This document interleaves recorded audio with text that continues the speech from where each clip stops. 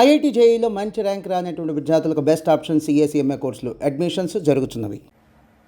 Yeah, wow, super duper sir ఇది. yeah. Super. చాలా మందికి లైఫ్ వచ్చిందండి ఈ మూవీతో. అవును. దిస్ ఇస్ ఆనంద్ తర్వాత నేను చేసిన ఫిల్మ్ అనమాట. ఈ షూటింగ్ టైంలోనే శేఖర్ కమల ఫోన్ చేసి గోదావరి సినిమా అడిగాడు. నేను అన్నాను, శేఖర్ ఇక్కడ వచ్చేసి అన్నాడు శేఖర్.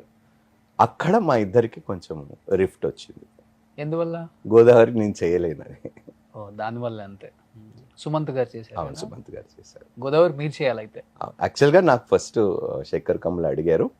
బట్ అంతే అండి, ఎవరికి రాసి పెట్టుందో అదే అవుతుందండి.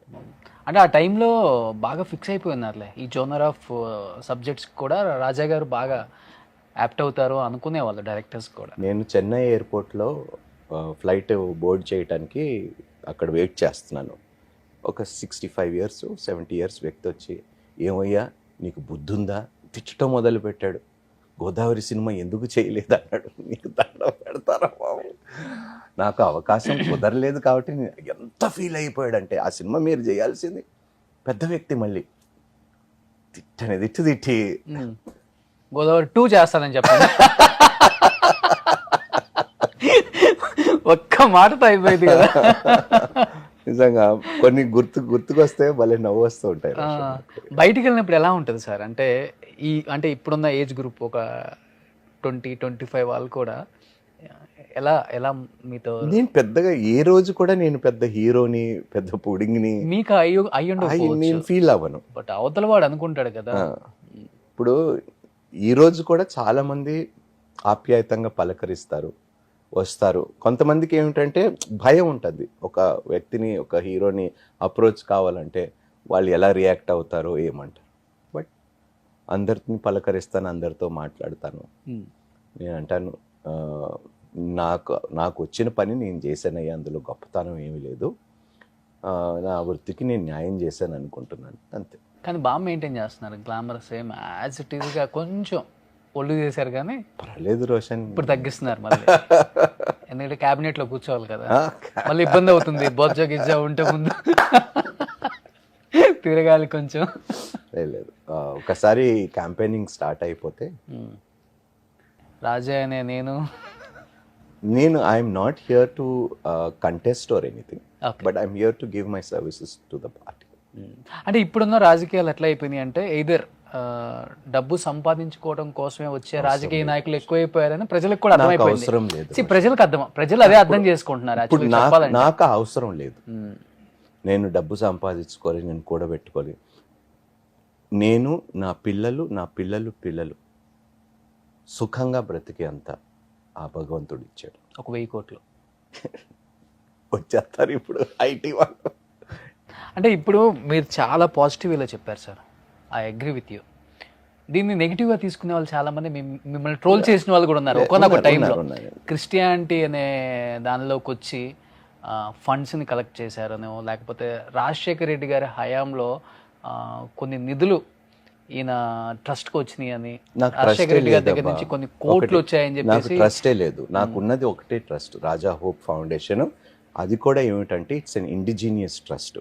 మేము బయట నుంచి ఎక్కడ ఫండ్స్ కూడా మేము కలెక్ట్ చేసింది లేదు. నా సొంత డబ్బులతోనే అన్ని హాస్పిటల్స్లో నా ఓన్ మనీతోనే నేను అందరికీ ఫ్రీగా ట్రీట్మెంట్స్ చేయించాను. దాదాపు 24 క్యాన్సర్ పేషెంట్స్కి ట్రీట్మెంట్స్ ఇచ్చాను. థాలసీమియా పేషెంట్స్కి నేను సపోర్ట్ చేశాను. హార్ట్ పేషెంట్స్కి ఫ్రీగా సర్జరీస్ చేయించాను. అప్పుడు మూవీ ఇండస్ట్రీలోని నాకు డబ్బు ఉన్నది కాబట్టి నేను చేయగలిగాను. బయట నుంచి రూపాయి తీసుకొని చేసింది ఇండస్ట్రీలో అందరికీ తెలుసు. ప్రొడక్షన్ అతని పేరు కూడా నేను మర్చిపోతూ ఉంటాను. మొన్న ఆయనది కూడా రీసెంట్గా ఒక ఇంటర్వ్యూ వచ్చింది మీ ఛానల్లోనే అనుకుంటాను. ఆయన పేరు బట్టతల ఉంటుంది, ప్రొడక్షన్ అతను. పవన్ కళ్యాణ్ గారు సినిమాలకు చేస్తూ ఉంటాడు. ఆయనకి సర్జరీకి ట్రీట్మెంట్కి కూడా నేను అమౌంట్ ఇచ్చాను. ఇలాగ ఇండస్ట్రీలోని మా టెక్నీషియన్స్కి చాలా చాలా చేశానండి ఇండస్ట్రీలోని. కానీ ఎప్పుడు బయట నేను చెప్పుకోలేదు. ప్రతి మూవీకి నేను సినిమా లాస్ట్ డే గుమ్మడికాయ కొడతాను అన్న రోజు ఒక 2-3 lakhs పక్కన పెట్టుకొని నేను డిస్ట్రిబ్యూట్ చేసేవాడిని. దట్ వాజ్ మై, ఎందుకంటే వాళ్ళే లేకపోతే మేము లేము ఇండస్ట్రీలోని. టెక్నీషియన్స్ లేకపోతే హూ ఈజ్ ఎ హీరో? మేము ఒక షాట్ ఇచ్చేసి వెళ్ళిపోతామండి, కానీ నెక్స్ట్ సీన్కి మమ్మల్ని రెడీ చేయాలంటే ఎంత కృషి ఉంటుంది. అందుకని అంటున్నాండి, sometimes I feel their work is going unrecognised. అందుకని అప్పుడప్పుడు ధర్నాలు చేస్తుంటారు వాళ్ళు కూడా, మరి చేయాలి వద్దన్నా కదండి. కానీ. వద్దన్నా కాదండి, దే డిజర్వ్ ఇట్ అండి, దే డిజర్వ్ ఇట్.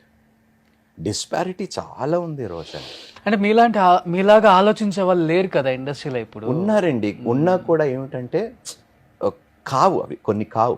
అందరూ ఫైనాన్షియల్ పాయింట్ ఆఫ్ వ్యూలోనే ఆలోచిస్తారు. నాకేంటి అనుకునే వాళ్ళే ఉంటారు, కానీ నీకేంటో నేను ఆలోచిస్తానని చెప్పే వాళ్ళు ఎంతమంది ఉంటారు చెప్పండి. నేను ఒక మాట సహజంగా చెప్తూ ఉంటాను, నేను ఎక్కడైనా బయటికి వెళ్ళినప్పుడు, సభల్లో మాట్లాడుతున్నప్పుడు, మీలో పేదవారు ఎంతమంది ఉన్నారని అడిగితే చాలామంది చేతులు ఎత్తారండి.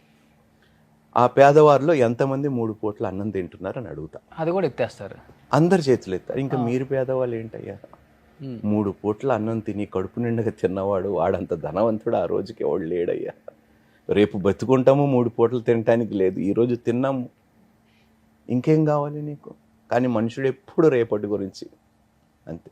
అదే ప్రాబ్లం. ఇంకా ప్రాబ్లం పోదు సార్, పోతుంది. నాకు పోయింది,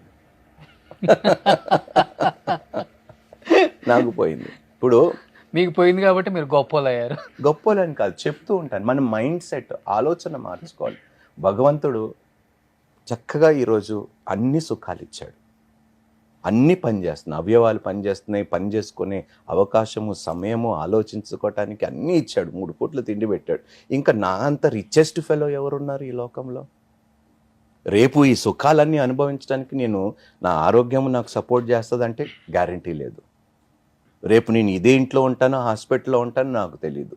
ఈ 3 పూటలు కూడా నేను రేపు హాస్పిటల్కి వెళ్ళిన తర్వాత కూడా తినలేను. So I'm the richest man today. కానీ ఎంతసేపు ఏంటంటే కోట్లు ఉంటేనే రిచెస్ట్ ఫెలో అంటారు. ఇప్పుడు కోట్లు ఉన్న వాళ్ళు హాస్పిటల్లో ఉంటే ఇంకా కోట్లు ఎందుకు వాడికి? పక్కనతో కంపారిజన్ ఆపేస్తే. సుమన్ టీవీలో మీ పర్సనల్ అండ్ బిజినెస్ ప్రమోషన్స్ కోసం కింది నెంబర్కి కాంటాక్ట్ చేయండి.